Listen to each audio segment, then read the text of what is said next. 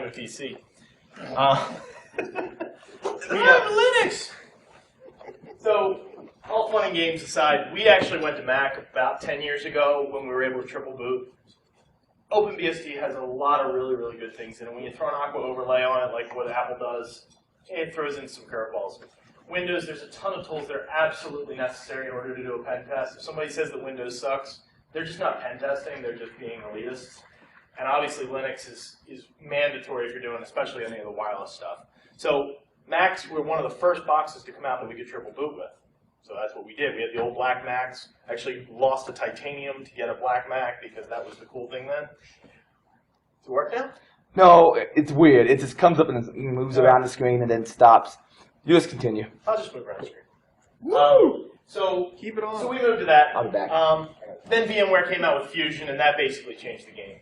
The hardware abstraction layer connection between Mac and Fusion and whatever operating system you're using is unparalleled.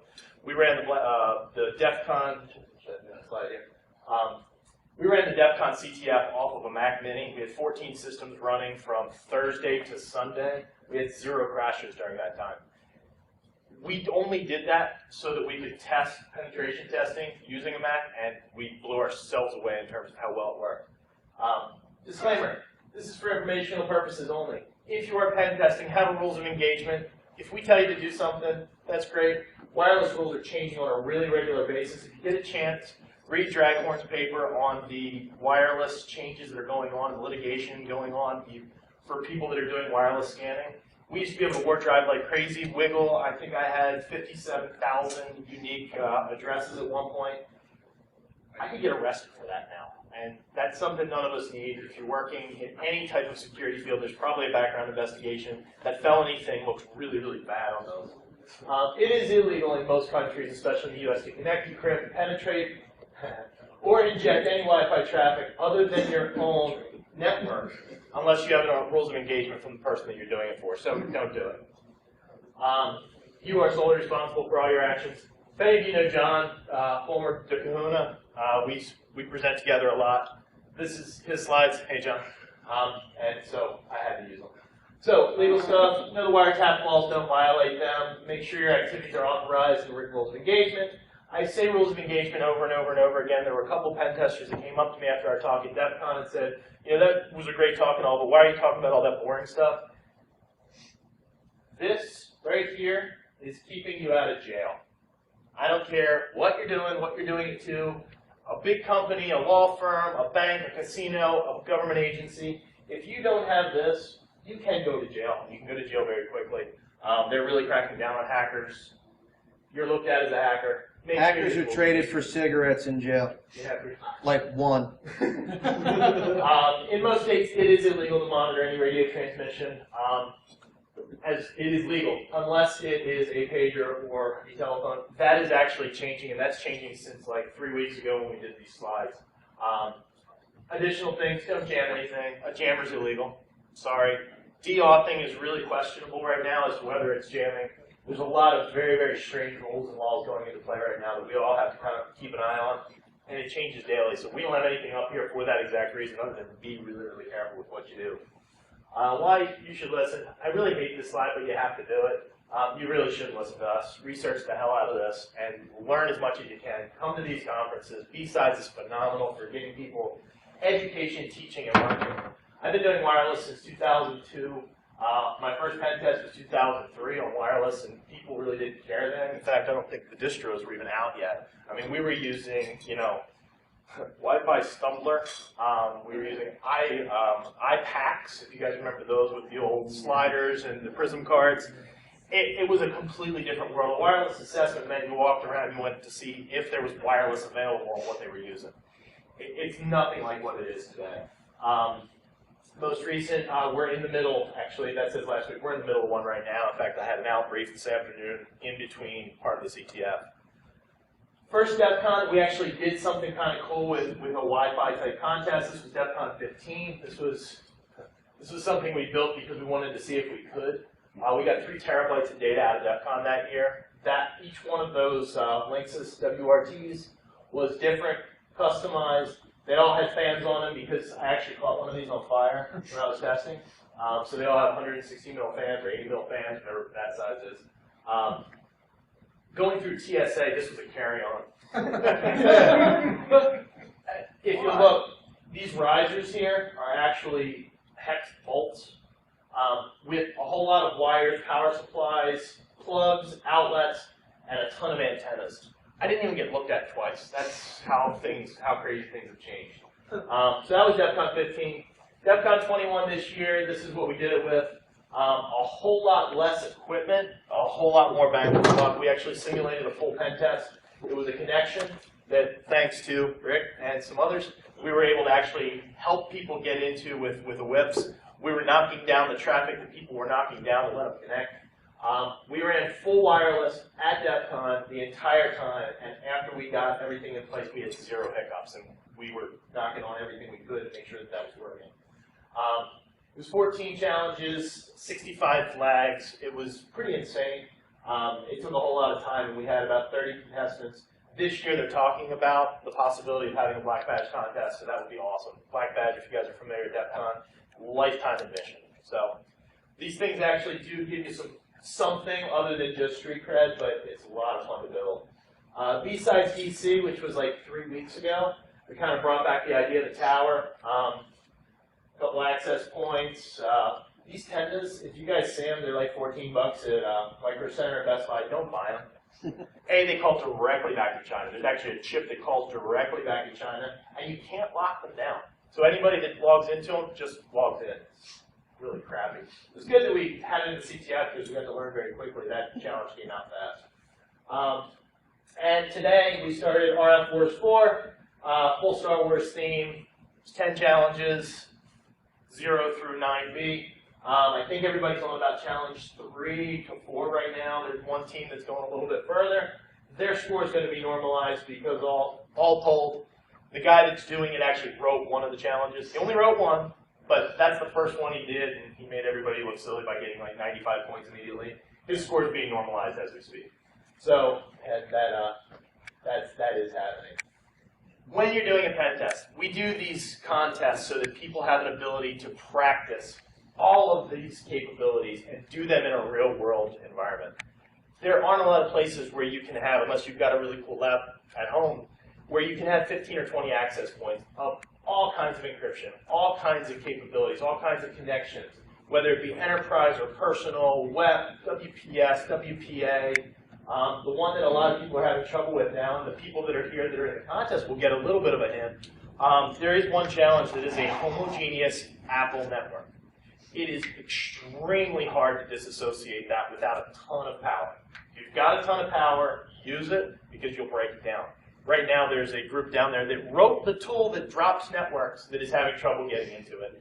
We're having a really good time with it, but at the same time, it is an extremely real-world scenario. If you're going after on a pen test, if you're going after, as part of your rules of engagement, the CEO's house, because obviously that's a huge target for that company, getting into those kinds of networks is actually as hard sometimes as getting into a corporate network because systems don't drop as quickly. They've got streaming music, streaming video, all kinds of connectivity that allows for them to stay connected because home users are supposed to just, walk in the house with their cell phone and say, okay, let me check the weather and my Wi-Fi and this, that, and the other thing. They've made it easy, but in making it easy, it's made it harder for us to get in.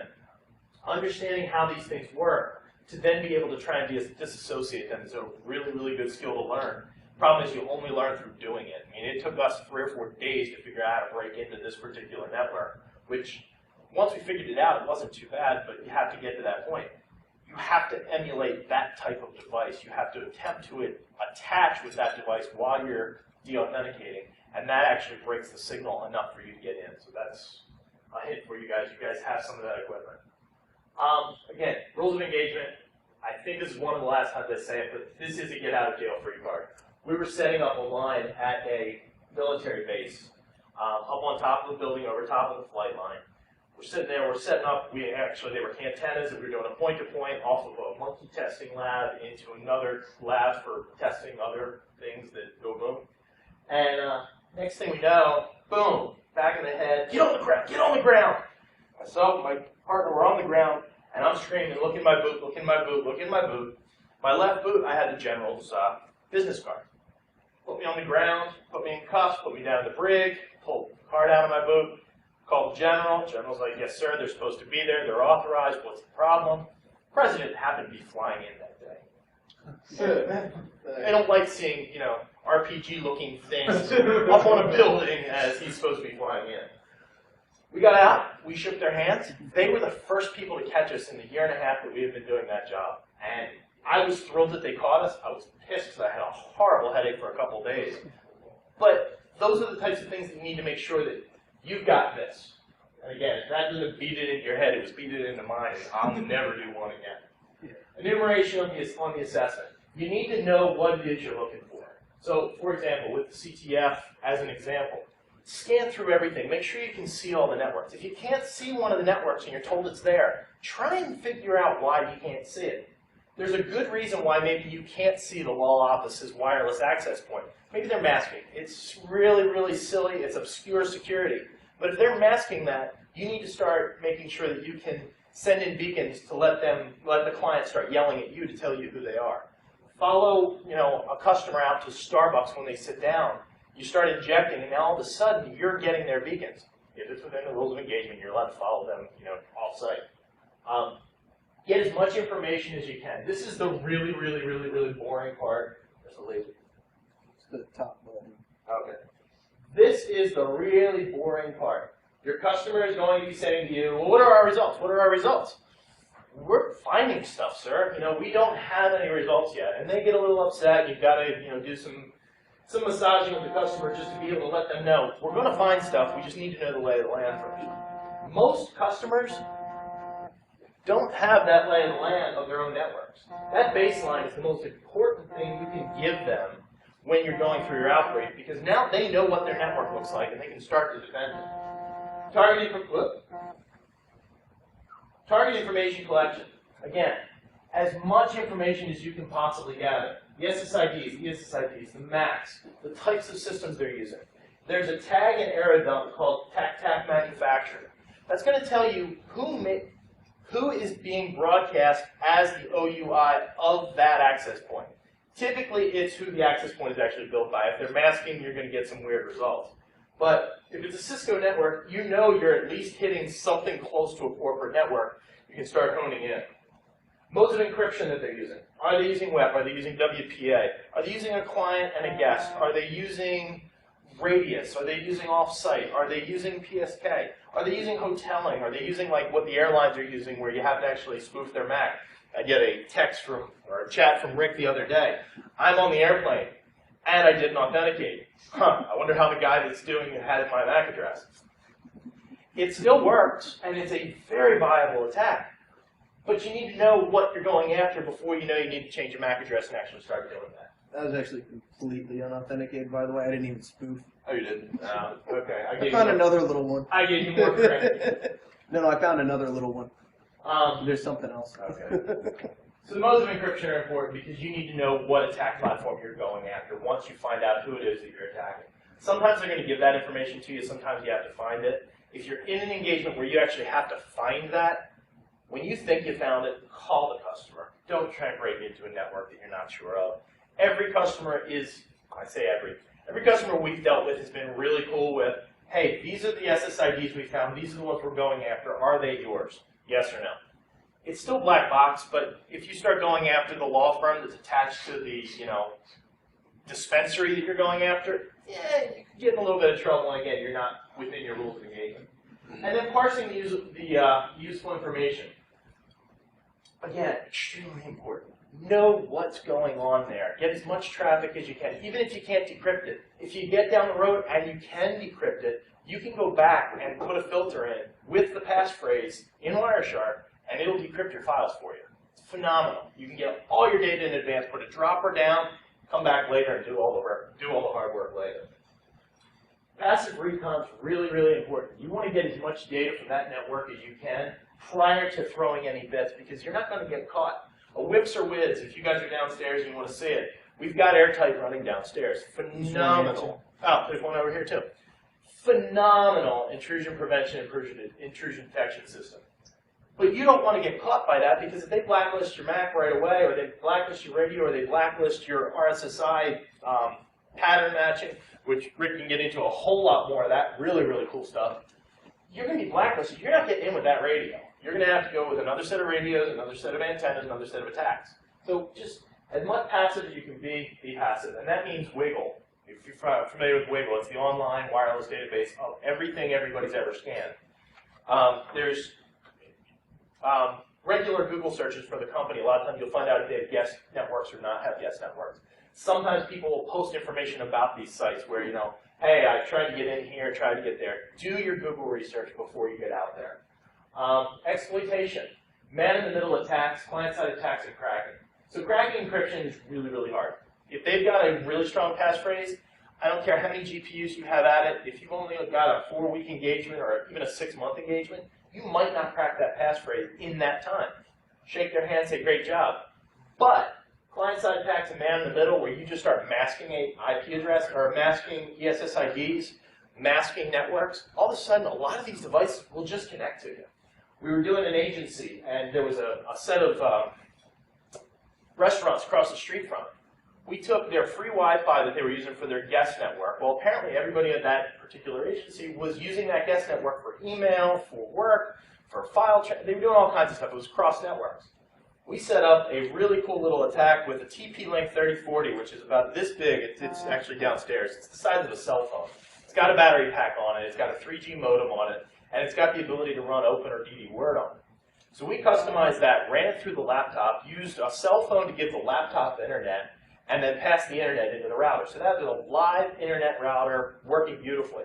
Threw it in my backpack, went in, ordered a sandwich. I was standing in line. I swear to God, this was in our outbrief. Standing in line, the guy behind me goes, "Oh, hey, so-and-so, did you notice they extended the corporate wireless? I can get my email now." Click, click, click, click, click, click, click. I sit down at my table before my sandwich even comes out, and I've got his username and password. That fast, we were in an agency. And it's not because they didn't do a great job. They didn't have awareness for their customers, and users are the easiest way to get into a network. Social engineering, and in my opinion, that is wireless social engineering. You're just giving them something that they're expecting to see. Validation and outbrief. Every piece of data you get, you need to validate. Anybody can come in and run an Nessus scan on a network and say, "Oh, look, here's your Nessus scan. Thank you, please pay me." Well, if you've ever read a Nessus scan, 80% of the highs are false positives. There's an awesome RDP attack that every Nessus scan comes up with. The payload from Metasploit is actually a Trojan against you. So please use it. It's hilarious. Capture the data. It's phenomenal. But you'll get attacked by the exploit that is attacking what you think you're attacking on the network. It's awesome. We found that out by accident. But again, validate all those findings, because if you're giving your customer crap, you're not going to be asked to come back. If you give them really, really good information, you've got ongoing work, and hey, ongoing work means a paycheck, and that's pretty cool. The report, again, as much as all of us in IT, especially IT security, hate to write and hate to document, that's your paycheck right there. Take the time to proofread it. Take the time to make sure the spelling's right. Take the time to classify it properly, whether it's confidential, proprietary, any of the classified crap. Make sure you classify it properly and you give them what they're asking for.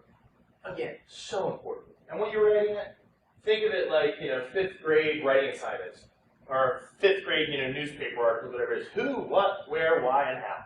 What did we do? How did we do it? Why did we do it? What did we get out of it? And how can it help them? And then the only piece that I actually left out of this, and I do apologize, give them remediation. We found this, and this is horrible, but you can fix it by doing this. Now all of a sudden, they have the ability to say, "Oh wow, these people came in and they beat the crap out of us, and they were really nice, and they gave us an outbrief, and it was really insightful." But they also said, "You know what? This is going to take 2 weeks to fix. It's going to take, 4 man-hours. It's going to take, $10,000 worth of equipment." They may not like the answers, but you're giving them answers that they can get started, because if they knew how to do this, they wouldn't have hired you to begin with to come in and do the work for them. What do you need? So platform selection, as Rick started out with, which again, I love following his talk, Platform selection is so important. What is your base? What are you working off of? What are your tools and how are you doing it? What operating system or systems are you going to use? K-enable doesn't work on anything but Windows, as far as I know. It's a phenomenal tool. It's a great man-in-the-middle attack. It's phenomenal for decrypting RSA tokens. It will decrypt a VPN weak passphrase within Cisco. It's an extremely valuable tool, but you can't use it in anything but Windows. And if that's something you need, that better be an operating system, a laptop, or a VM that you have with you. I always have a completely unpatched, vulnerable as hell, extremely valuable XP image that I've been using for years. I've got it snapshotted 10,000 times. I've got it in repositories, decrypted, encrypted, all over the place, because that's got Case, which is a phenomenal Wireshark tool. If anybody's ever used it, if you haven't, look up their stuff. Case was bought by Wireshark, and I think they were bought by somebody else recently. Yeah, great tool. A little bloated and very expensive, but a phenomenal tool. We have a copy of it, and it's only runs on that particular VM because of how it's registered. K-enable. Some Windows Active Directory tools, regedit. I mean, there's some simple tools that it's a lot easier to use a Windows box to get into a Windows network than it is to use a Linux box or a Mac. Sometimes it's also nice to say, okay, I've got Metasploit, I've got a shell. Crap, I can't remember how to add user. Is it user add? Is it user add? Is it user this? Do it. Sit down at your XPVM and go, boop, boop, boop. Okay, perfect. Now you're throwing legitimate bits at the network as opposed to going, oh, well, maybe, and now you're getting caught. Oop. Pen testing software choices. There's a million tools. I use about 6, maybe 8, give or take. It depends on the need for the actual client. But Pen2 has 5,000 tools. I don't know what it's some ridiculous amount, and they're all really helpful. How many? 1,100. Okay, they're all extremely valuable, but you might need 4. Make sure you know how to use those 4 tools, and that you have them, and they're tested, and they're up to date, and they're ready to go. Choosing your wireless network card. Again, having an array of choices for the customers. If you go in with a BG card and they've got an A network, what are you going to do? You're screwed.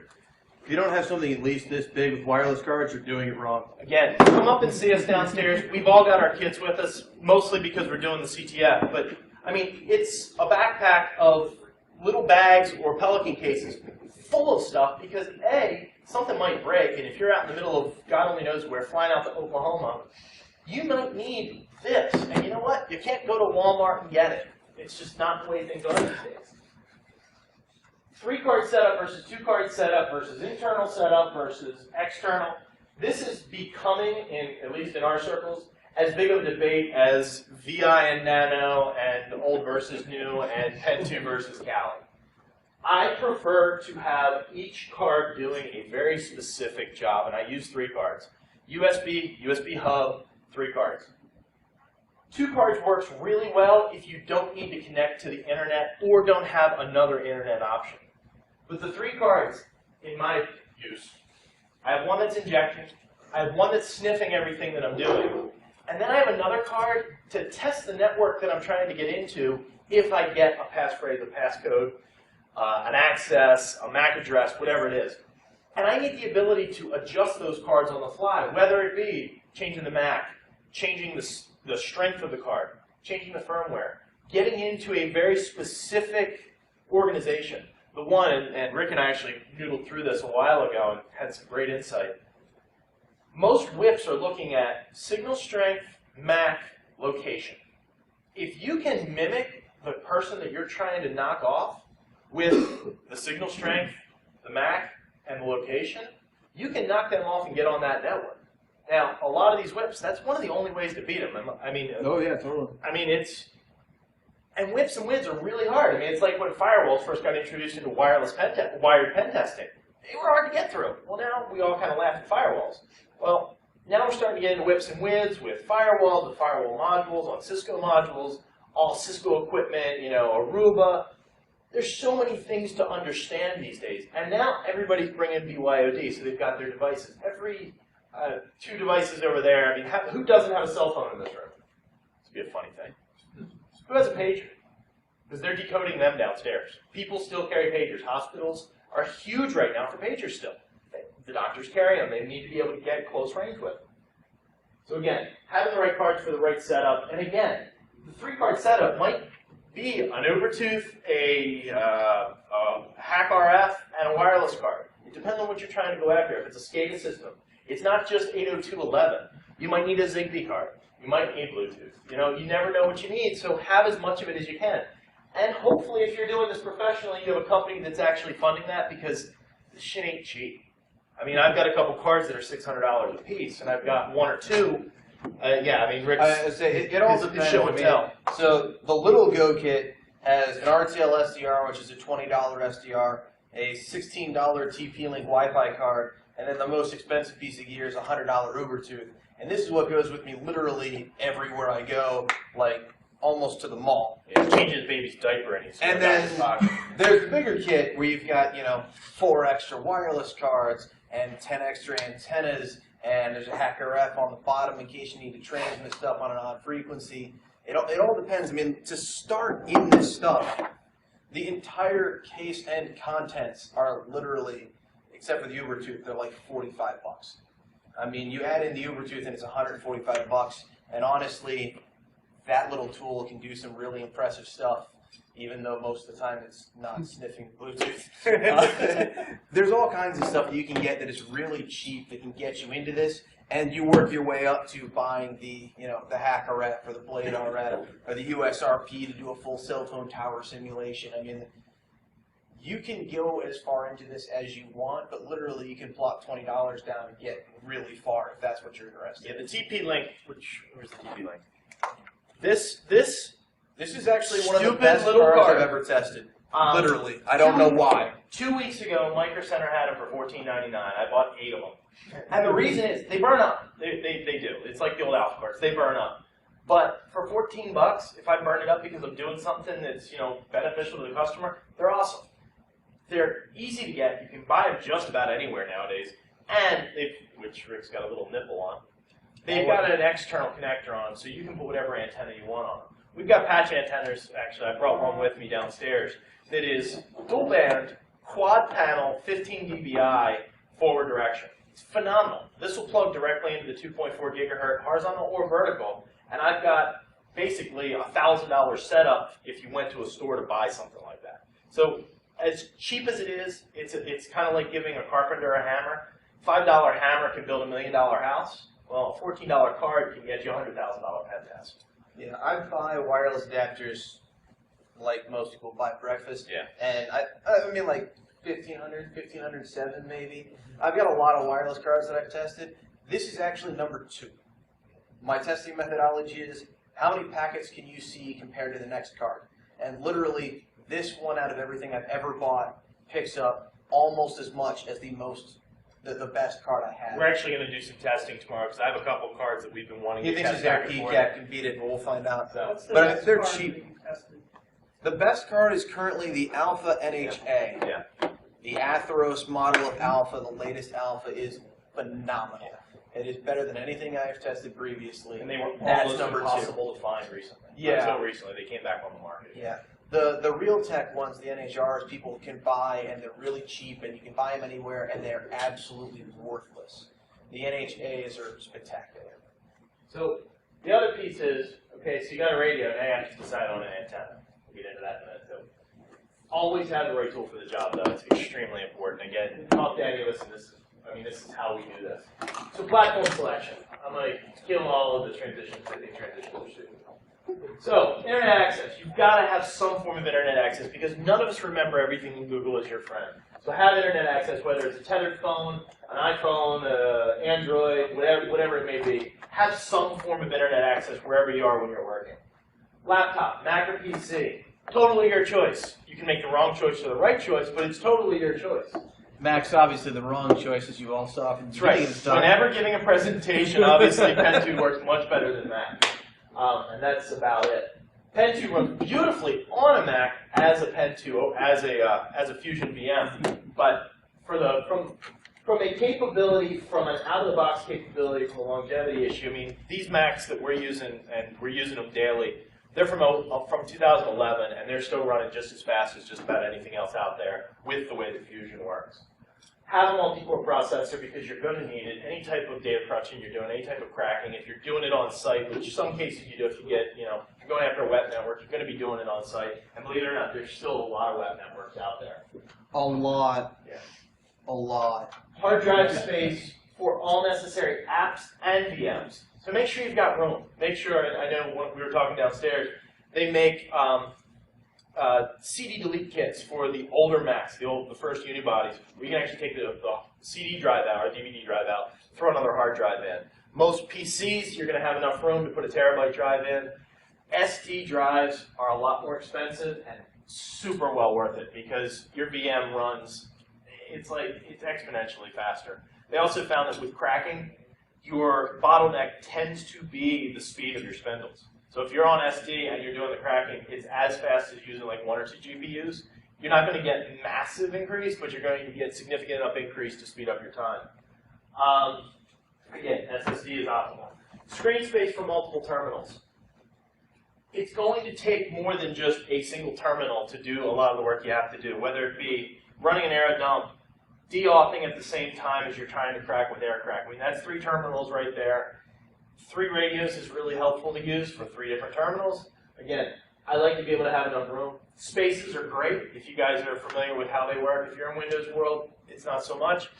Linux and Mac, I mean, I've got 8 to 10 spaces where I'm just flipping through back and forth. Multiple monitors is nice if you can carry a spare, but a lot of times your bag's so heavy with all your other stuff that you got to do what you got to do with what you have. The 13-inch systems are phenomenal for carrying.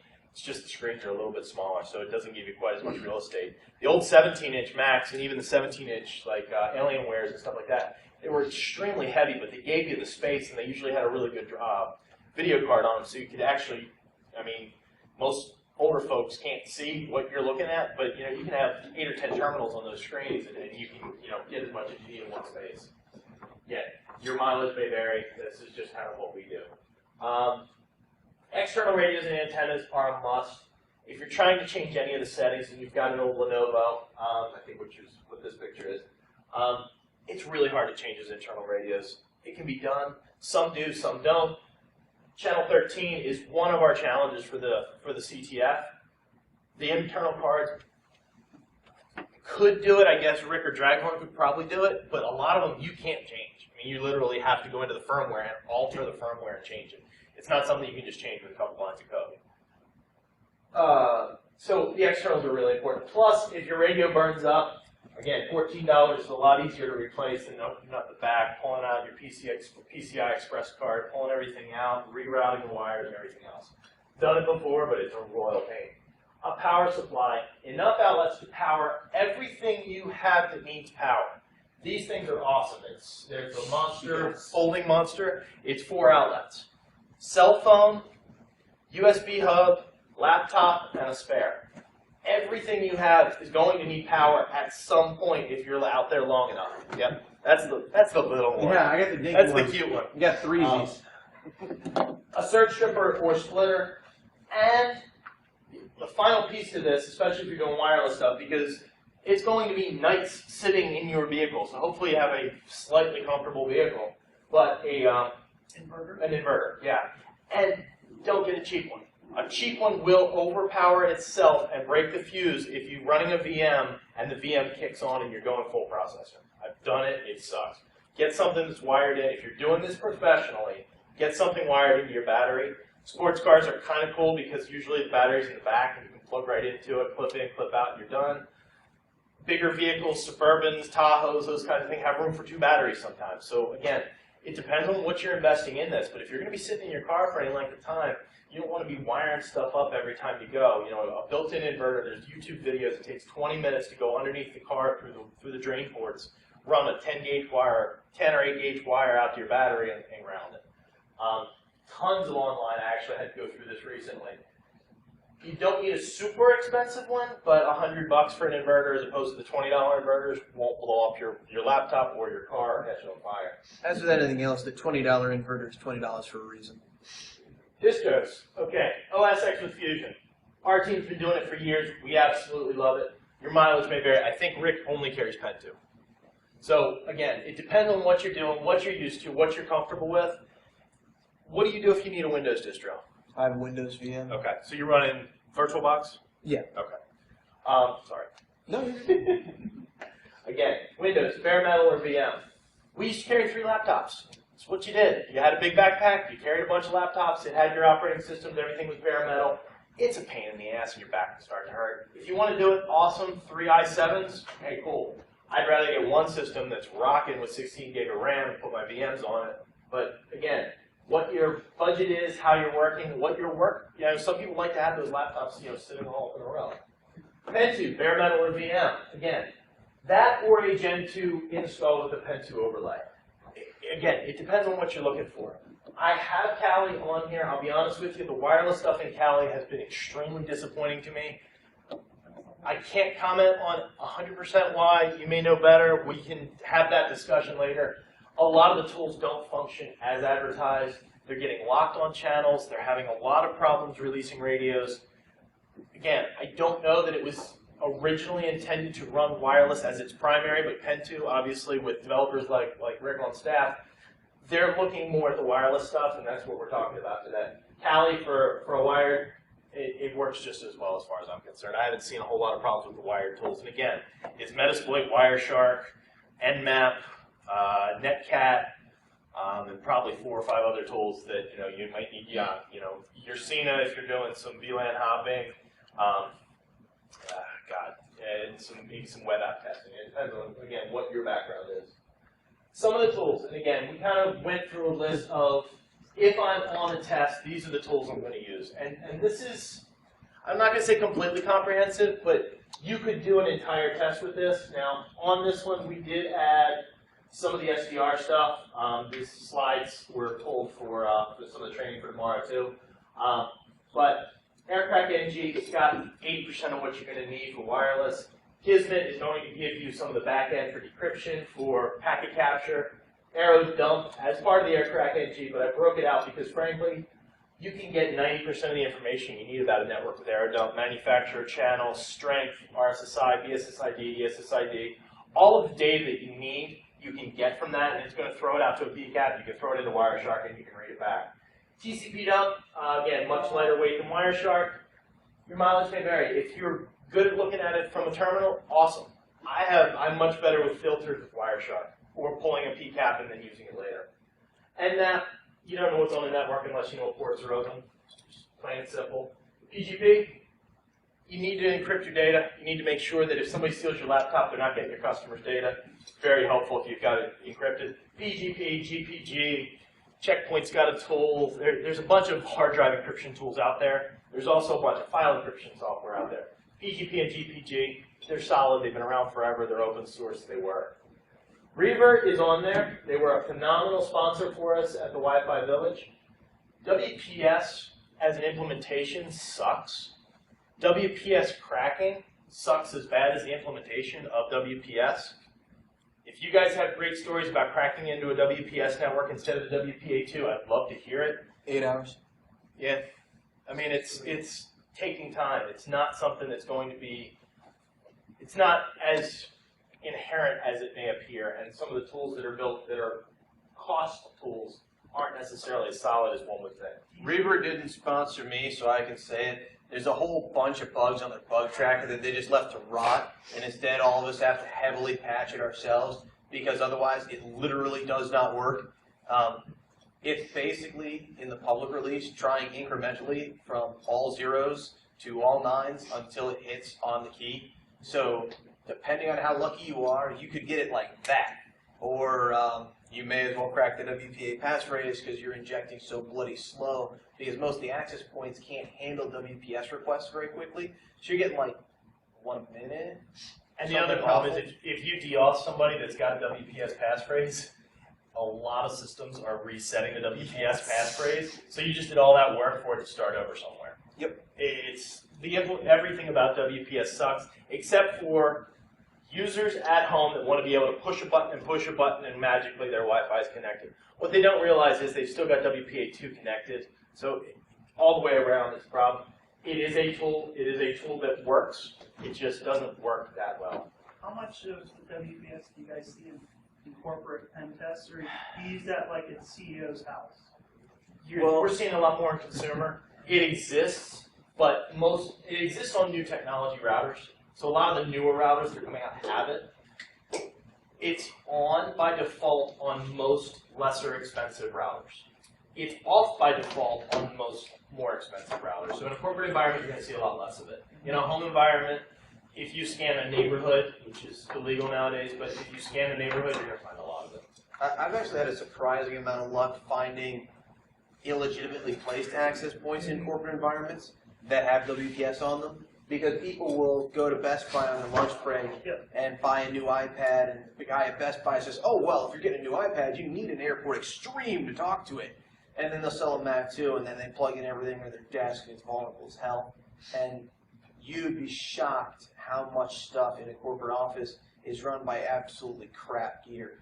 Like the brand new smart boards that you can draw on, and it goes to the computer, and they're all running web. Crestron is all running web. We get into networks over Crestron all the time. Oh, and unfortunately, it's plugged directly into their core, so you're in. And Yeah. It was a third party that wasn't even part of the IT group that installed all, their really cool boardroom with all the speakers and the touch screens and everything else. But the web password is 12345, and it cracks in like 8 minutes. So it's It's Fern? shocking what you find. Fern is a cool tool. It's a GUI. It shows you a lot of stuff. It's pretty. Again, Aircrack pretty much does the same thing. I haven't seen a huge difference with it. I don't know. Wi-Fi's a lot better. Yes. Wi-Fi as a front end for finding WPS is great. Mm-hmm. It's also really good for finding WPA2 and getting some different information. Again, every person has a tool that they're comfortable with. Personally, I do it with AeroDump on any assessment and get most of what I need. When you start to get into the cracking, that's where some of this other stuff comes into place. AirDrop, Textile, Ben Smith downstairs, wrote, phenomenal tool. Works great, usually. Except on Apple Networks. Except on Apple Networks, which it doesn't work at all, which is just cracking me up. He's a huge Apple hater, and we put this up partially because I knew he'd be out here. Antennas. There's omnidirectional. Straight up antennas. Everybody's seen them. They come with every single access point out there. Works in a circular pattern. I've got a diagram that shows how they work. 2, 5, and 7 dBi. Again, it's 2.1 and 5 point whatever. 2, 5, and 7. The 7s are the really tall ones that don't work for shit unless you're trying to go point to point. 5 and 2 are going to give you much more of a donut look. 2 is my favorite, and everybody looks at you like you're crazy because you got this little stubby attached. You're going to get full coverage, 3 or 4 stories up, 4 or 5 rooms wide within a boardroom, within a corporate environment, sometimes more. You're going to get the data you need, and you're going to get it a lot faster, and it's the stuff that's close to you. I don't need to go a quarter mile if I'm trying to get into the office that I'm 5 feet away from. I just need to be able to get as much data as I can out of them. Directional antennas. After you find, so you do your survey, you find your targets with the Omnis because it's going to give you the biggest layout. You pull out the directional, whether it be a panel, a Yagi, or a Cantena, which they're really, it kind of went out of coolness a couple years ago, but you want something that's directional at that point. I prefer a panel. You can kind of direct it a little easier. You can see it. A small laser that allows you to kind of take it, point where you need to go. Did I do something weird? Yeah. Okay, thanks. Oops. Sorry. New technology with wireless stuff. But again, here's your antenna patterns. So a 9 dBi antenna. Basically, your effective range is out here. So anything close to you, you're not even seeing. And what you're seeing is really, really sparse. 7 dBi, you're obviously getting a lot closer, but your beam width is so much wider. 5 dB and 2 dBi. As you can see with the 2 dBi, you're getting a full coverage around you within, again, check your antenna, check your sensitivity on your radio, but you're getting a full coverage within the area you're looking at. And on an assessment, you want to get stuff as quickly as you can. You don't want to have to be fighting to get your data. And again, testing your stuff, and I'll get into that in a second as well, but testing is so important. Understanding how your equipment functions is so important. GPS, again, if you need to prove to your customer that you were where you were when you did what you did, carrying GPS with you is really nice to do. Most of the tools now incorporate GPSD. It works really, really well. Again, USB-based, again, plug and play, run with what you got. NEMA compliant, it's so that you're getting the right satellites, I think. No, NEMA's the output for that. Okay. I plug one in, I use it, I get the data. I'm not that guy, I apologize. He is. The Columbus V800 is a 66 channel. It actually gives you a little bit closer connectivity, closer, faster acquisition. It's faster, more accurate tracking. There's the nice one, the PU353S4 is the new model, the one that we've all been using for the last 10 or 12 years. It's a waterproof hockey puck that sits on the roof of your car with a magnet, very low profile, and then the USB cable just comes right back in the door. It's really nice. Then there's newer models like this, which aren't waterproof anymore, but they're Bluetooth. You can stick it on the dashboard of the car, and this is another 66 channel Bluetooth. This one's 10 hertz, so it updates 10 times a second. So if you wanted to time how fast your race car lap was when you were doing the war drive, this is the kind of thing you get for that. So again, it's something to have. It's another thing to have in your kit. Some customers want it. You can draw pretty pictures with them. Somebody that's doing a whips install, it's very helpful because you can actually do your site survey, get the whole picture, overlay it on a architectural diagram, and kind of go from there. Okay, so radios, Alpha, BGN or the ABGN card. One of my favorite cards for injecting. The newer ones are much more sensitive. These are phenomenal for injecting. The Rockland N3, by far one of the best N cards out there. It doesn't do great on the BG side. Cool, yeah, you have everything. Doesn't do great on the BG side. It does above average, but it's a phenomenal N card. The Roswell N600 UBE is an ABGN card, which I think you're using. I've got a couple of them that I tie to my big panel. Phenomenal card, extremely sensitive. I don't know how long they're going to be on the market, because if you look, there's 2 SMA connections on it. It's about a 300 milliwatt card, I think, give or take. I haven't seen the actual recent spec, but I think it's about 300 milliwatt. But you throw 2 really big antennas on this, and it's pushing FCC. It's a great card. Get them if you can. It does have WPS, which is helpful if you're trying to get into a WPS network. But the external connections are phenomenal. It sits on the desk real nice, and actually it's got this weird line here, which will sit on a screw, and we actually connect it to the panel, actually make it live. These are actually really nice because it's hard to get dual band cards with external antennas. There's actually a law passed a while ago that essentially makes it you're not allowed to make these. So every time one pops up on the market, I buy several just in case they're not shit. And this one is actually good. Right. So for 5 gigahertz, this is a great card. I read on the Newegg site that they actually changed the chipset in that card, so you may wind up with a different Rawlings chipset. This is supposed to be a Rawlings 2800 USB of some kind. So anything 2 or 3 XXX should be a good card. There's newer 5 XXXs that I have not had a chance to test. But again, if it's dual band and it's got 2 antennas, this is actually, it should still be pretty decent even if they change the chip, because Rawlings tends to make good stuff, decent stuff. And when you're looking at, I mean, I've got half a dozen 2.4 gigahertz cards sitting over here, and some of them are just incrementally better and some of them are incredibly better. There's not many 5 gigahertz cards at all. So if you get something that allows you to put antennas on it, you buy it and you love it. This is one of my personal favorites, the SR71. It's a $250 card. It's really expensive, but again, dual antenna, ABGN, extremely sensitive. This is of the same lineage as the Ubiquity cards from way back with PCMCIA. I actually have it home on a shelf. A PCMCIA, a PCI Express, and then that'll eventually go there when it retires. But it's cool to see the lineage. It's cool. Ubiquity has been phenomenal ever since they came out, but they're expensive as hell. That's a corporate purchase. Air PCAP NX, again, the other similar card to the SR71. I want to say that's like a $600 card. It's extremely, if you want to wait for the picture, there's a couple more that are popping up. Okay. Extremely sensitive, extremely accurate, internal antennas as well as the connections for pigtails. I think there are RPMMX. I get them confused all the time. Is it an MMCX? It might be MMCX. I think The other one's MMCX. RPM and MCX or Yeah, I think it's MMCX. But again, the ability to do pigtails means you can put it in line, attach some low loss cables to it, put it on your antenna and roll. The Wi-Fi DBX, which is there. Phenomenal for getting a spectrum, analysis of the area. There's better cards that are coming out, more SDR stuff that's coming out, but in the 2.4 and 5 gigahertz, phenomenal for getting a layout of the land. It's also really cool for a demo if you want to show somebody why a microwave is bad to have in a 2.4 gigahertz environment. Fire up the microwave while you're running your Wi-Fi and watch the waterfall just explode. The look on the guy at Best Buy's face when you walk in with a spectrum analyzer to test the microwaves is so worth the effort. It really is. The TP-Link TL-WN722N, which is the card we were talking about earlier, which is this one up here. Again, $14, sensitive as heck, external connection, phenomenal card in the BG range, and it's good. I still like the Rock one better. The Ingenious and the rest of the 1200 AC have the right tool for the job.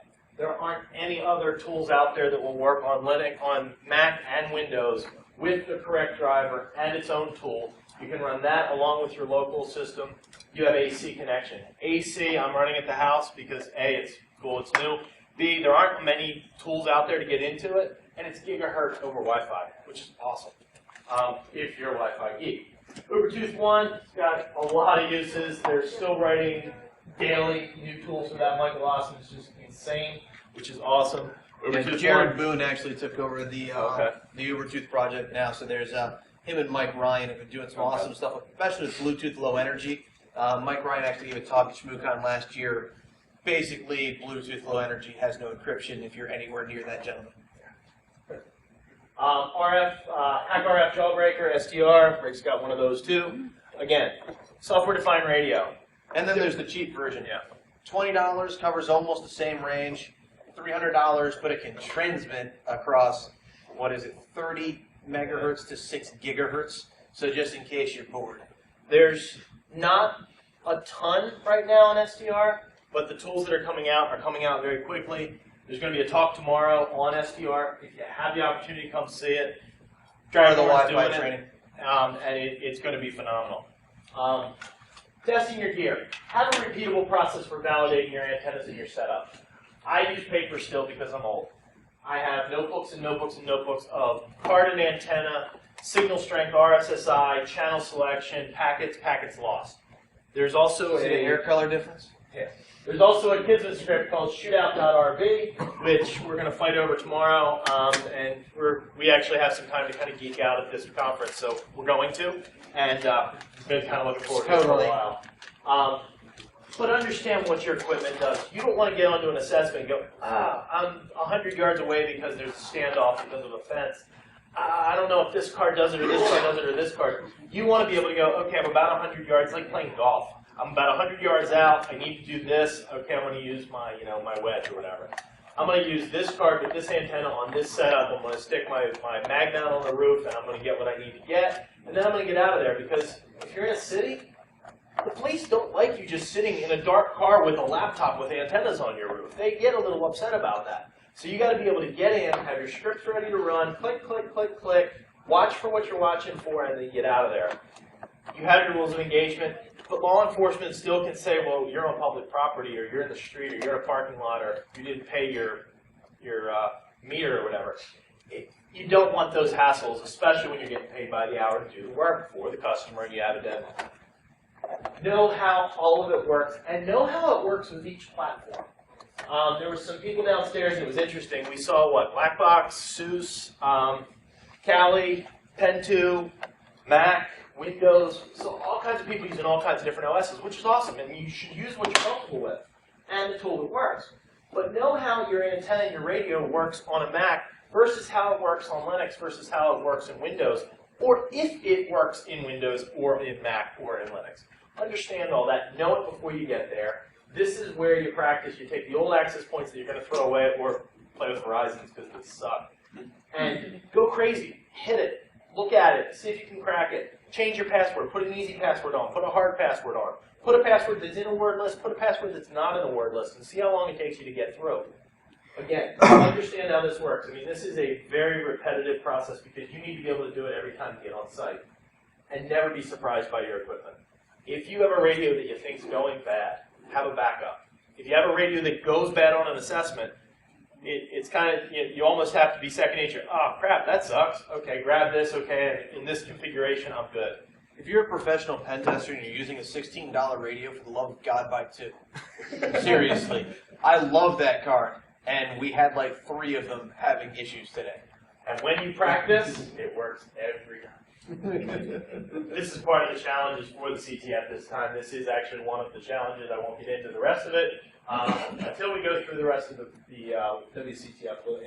I think we've got about 15 minutes left. Or 10 minutes. Wireless pen testing attacks. So there's man in the middle. You can do an evil access point. Yassinger, the Wi-Fi pineapples, our Metasploit, ATT Wi-Fi, which is what we call our new attack, because every iDevice attaches to ATT Wi-Fi, and from what I'm hearing, every device that works on AT&T's network will attach to ATT Wi-Fi. That means the board members, the CEO, the CTO, the CFO, the CIO, the EIEIO is going to walk into wherever you are and attach to you and start doing everything that they're going to do, whether it be answering a bid proposal for $10 billion to buy something, and you can go in and say, well, sir, we'd like to offer you $10 billion and 50, and how do you know that that's my offer? Because I saw your offer because we were tracking it. It's really important to make sure your customers know exactly what their vulnerabilities are, and wireless is a huge vulnerability. PiWatt, Cryptos, a good friend of ours, wrote an overlay for Raspberry Pi that does almost the same things that your Pineapple, that a Pineapple does. The Pineapples are $130 recently released. A Raspberry Pi is $35 with a case, 2 radios, and you're under $50 with almost exactly the same capabilities, and you run off a battery pack for 16 hours. Phenomenal. If you haven't seen PiWatt and you haven't played with Raspberry Pi, get a Pi. They're cheap as dirt. You can get them online just about anywhere. Raspberry is the base OS until Pen 2 gets developed for it because the ARMs are so strong. It's Raspbian, and I'm almost done with the ARM 6 release. And the PiWatt overlay on it is just like putting Pen 2 on top of Gen 2. It works beautifully. It's got an unbelievable installer. All the tools are there, and it's like evil twins, boom. Or Metasploit, boom. Everything works. It routes out properly. It does all the things that all the scripts that we write take forever to do. He's already done. Phone plug. Pony Express, phenomenal stuff. Again, they do really neat, really innovative things, but for $40, you can do almost the same thing. So again, your mileage may vary. These have really, really pretty interfaces. They're very GUI. They're very easy to use. You pay for that ease. It's up to you what you're comfortable with. They're not as customizable, and they're not as easy to go back and reverse engineer. If you're not friendly with the command line, get to know her better. She is a cruel mistress, but she will love you. Injection into a network. Once you're in, you can inject. You can add to the network. By adding to the network, you're going to get data back out. That data that you get back out is going to be really important in terms of going forward with your assessment. Bluetooth. Don't forget about it. We're not seeing a ton of stuff, but don't forget about it. Be familiar with the tools. Keep up on the technology. Somebody's going to come out with a keyboard that you can keylog over Bluetooth. I'm waiting for it to happen. I still buy the Bluetooth USB dongles as they come out. I've got a 4, a 3, a 2, a 1.1, and a 1 in my bag all the time, just in case. And they all have different frequencies of availability with what's in the air. It's very interesting to watch. Password cracking, wireless tools. There's non-GUI. AirCrack NG, phenomenal. It's been around forever as long as you've got a good word list to go with it. Pirate works well. Hashcat works phenomenal if you've got a GPU setup or a box with 32 cores or something with a lot of GPUs. And then WebCrack. Again, you're going to run into web networks. WebCrack is great. I thought I deleted that. Kismac does not work. I'm sorry it's up there. It does not work. It's supposed to work. It doesn't work. They say it works. It sucks. Can enable GUI. It'll give you some password cracking. It'll give you some injection. You can add in your wireless keys. You can decrypt passphrases. Fully Windows tool only. And then Hashcat GUI. It's, again, if you're familiar with the command line, stay away from it. It adds overhead. If you like the GUI, Hashcat GUI is there. Tactics. Figure out the clues and think really hard. The clues to a network, and again, what's interesting is, I did this on purpose. This is the WCTF. This is the wireless capture the flag tactics. But it's so important when you're actually getting into the network because these are just huge puzzles. Figure out what the sysadmins did and figure out how to break into it. And that's kind of what we set up for the WCTF so that people can practice this stuff. Make sure you practice all of your setups in advance. Whether it be cabling, whether it be battery, whether it be how you're connected, whether it be what type of antenna you're using. Make sure you practice. Have a process or a sequential process to get through each challenge that you're faced with. Understand, okay, once I do this, I'm going to do this. Even if you have to Google the command line for it, understand, okay, I've got a handshake. Now I'm going to decrypt the handshake. Now I'm going to connect and I'm going to see what I can find.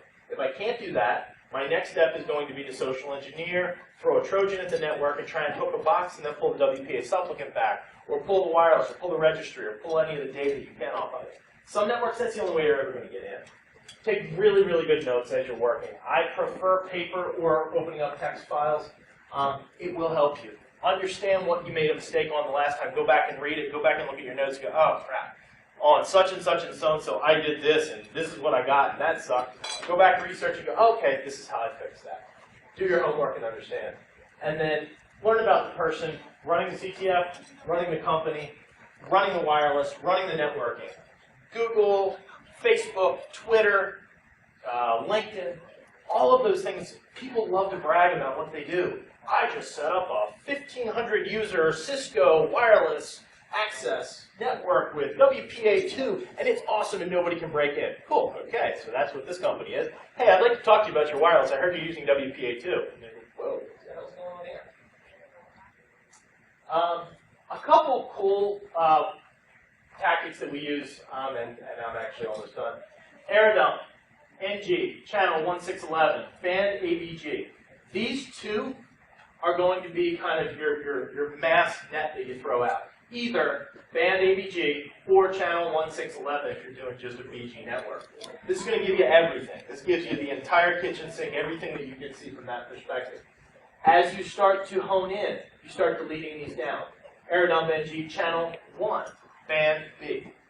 Now you're only looking at those bits and you're going to start capturing more and more and more. You're going to get handshakes faster. Put your WLAN in, X120, whatever it is.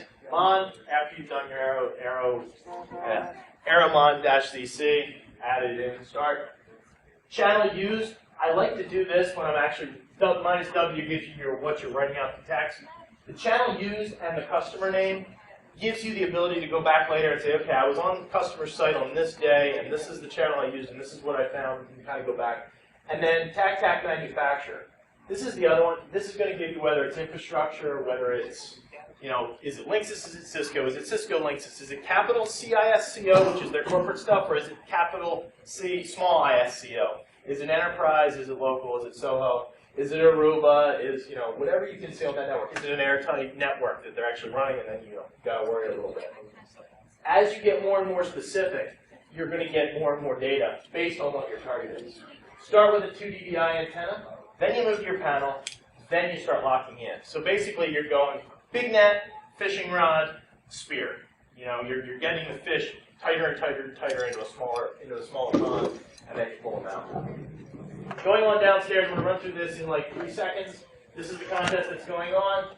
First challenge, second challenge, these are all the hits for the challenges, they're all downstairs. I actually just like showing off Star Wars pictures. R2-D2 flying, which is horrible CGI. Our favorite picture that we found. This is kind of a neat little contest that everybody's having trouble with because it's very homogeneous to a single type of network. This was a really cool contest that one of our guys built that actually emulates a Cisco network to a point where Airtight thinks it's a full-on network. It's all a script with one radio. It's really cool. The final one, one of our other guys built, it's a dual home network. Good luck. Special thanks for this one. CC, he's here. I'm sorry, I didn't mean to make his head bigger. Anshu's helping us out with a lot of our stuff. He's one of my partners with a lot of the pen testing we do. Marauder's downstairs. Terrible's my wife. Thanks, hon, for putting up with me and all this craziness that we do. John Takahuna, Fulmer, who's in Hawaii right now on the YCB here, and Textile. That's me. If you want to get in touch with me, please feel free anytime. Open. It's my Gmail personal. Anytime you have a question. This is the first coin that Romer actually gave out back DEFCON 9 or 10. That is the worldwide word driving right after he picked up the ball from Pete Shipley years ago. We finally brought a coin back this year. We're going to start trying to do coins every year if we can. But the Wireless Village at DEFCON is kind of a big deal now. We get between 5,000 and 10,000 people that go through it every year. It's really, really awesome. If you have a chance to get out there, come see us. We'd love to talk to you, geek out, and talk. Oh, and there we go. That stinks. Woo!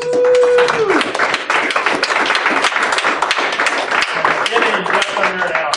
Questions? Now that I just destroyed this.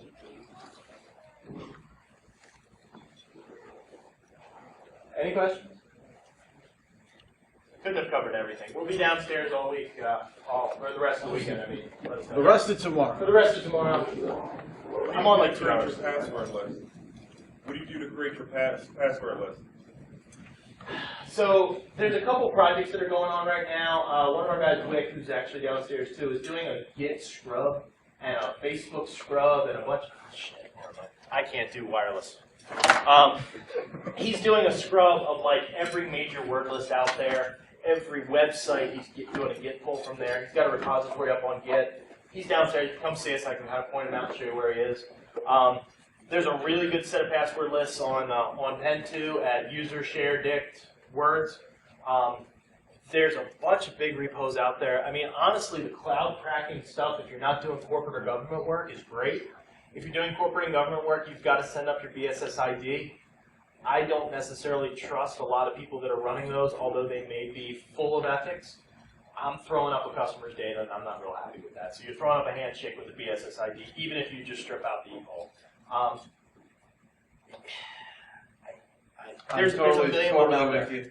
I mean, we've got some friends that have built some phenomenal GPU towers that do brute force cracking that are 10 times faster than anything else out there, but they're all corporate entities that are doing stuff for corporations. So again, it's find a good word list, build word lists, scrape stuff down, cat a bunch of word lists together to build it out. But again, it's you are only going to be able to give as good a result as the next person is going to be able to do. And if the word list is, if you've got a 100 meg word list and it takes 2 hours to parse through it, that's not a bad thing if it doesn't crack. I mean, at that point you can say, okay, based on this, your WPA2 password didn't crack. Yeah, most of the time for an assessment, what most pen testers are going to do is they're going to grab as early as possible that handshake. They're going to feed it to whatever they've got, and that box is going to sit there. And however long the engagement is, they've got a guy that's going to just crunch that forever, whether it's brute force, whether it's different password lists. Password cracking is an art form all of its own. Talk to some of the guys that know what they're doing, and they will teach you things because they love talking about it. But the fact of the matter is with wireless, WPA was designed specifically to resist those kinds of attacks. So it could be forever. The spec says 20 characters, non-dictionary, makes it resistant to brute force. And on like an i7 core, like generation 2 i7, the calculated figure was 11,000 years. That's how long it'll take you to crack at brute force. Granted, some of us have systems that are a whole lot better than that at this point, GPU clusters and all that. So instead of 11,000 years, you're still looking at long after anybody who cares is dead. I mean, if you look at something and it's going to crack with a huge word list in more than like 30 days or 45 days, it's a likelihood that you can go in and say, you need to set your password at 30 days, and they're not going to crack. But the modern system I can crack the Pharaoh's Wi-Fi. 5,000 year period or so. Oh, right. Assuming we get double. Right, you can crack the Pharaoh's Wi-Fi. But the other If problem he you used run into WPA2, is, and you started cracking when he was still alive. Exactly. and here's the stupid luck, it might be the first password your system tries. Totally. It might have it. It might be the 10 millionth password your system tries. It's a crapshoot. That's the hard part about passwords. That's why the side channel attacks are so much better. If you can get data off that network and then go back in and crack it, now you've shown a vulnerability in process, but then a vulnerability in the Wi-Fi. So I don't crack WPA, I just hit clients, period. It's not worth the effort. I haven't kept up, and I realize you guys aren't lawyers, but what's the deal with the hard driving being illegal? So Google pissed off a lot of people, and they took something that was 100% legal and protected by a dozen laws, and they're trying really hard to find a way that it's illegal.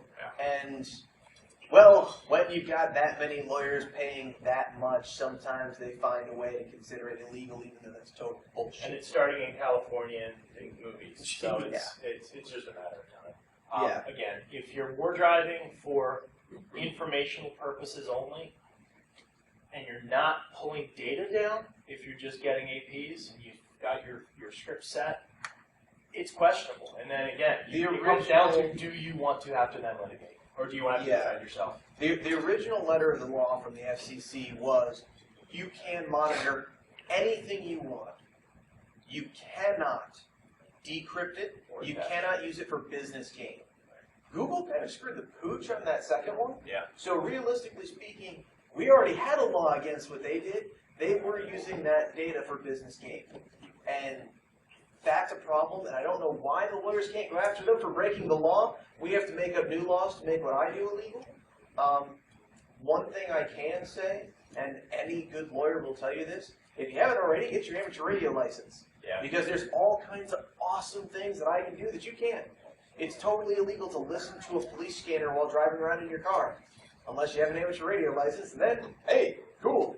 Radar detectors are illegal in Virginia, unless you're me. No problems. 100% legal. So that is definitely a nice shield. You are monitoring a police frequency. You are lawfully permitted to do it. You are licensed by the government to be permitted to do it. The fact that they're not sending data over that has no bearing on reality. You can totally do it. Yeah.